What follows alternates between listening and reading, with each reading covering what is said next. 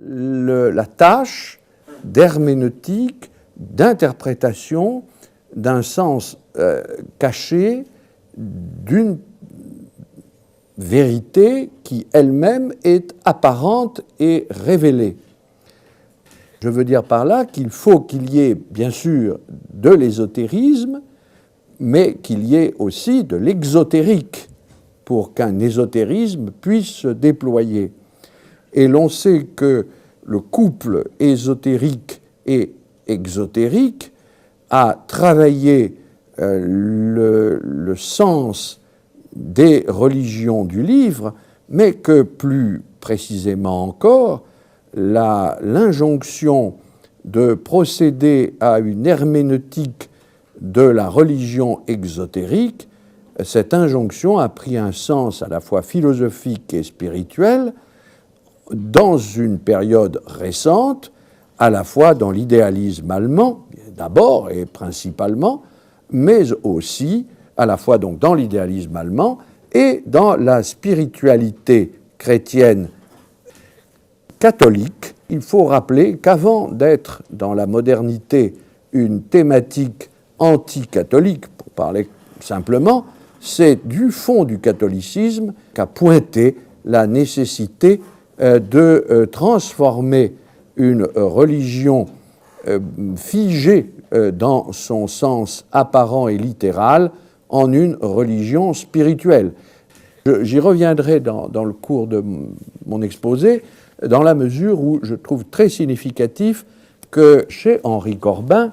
les seules références à une exégèse spirituelle de la Bible, soit des références protestantes, essentiellement bien sûr Hamann et, pour prendre l'essentiel, il y en a bien d'autres, Hamann et Swedenborg, mais on pourrait montrer qu'il y a des attaches non moins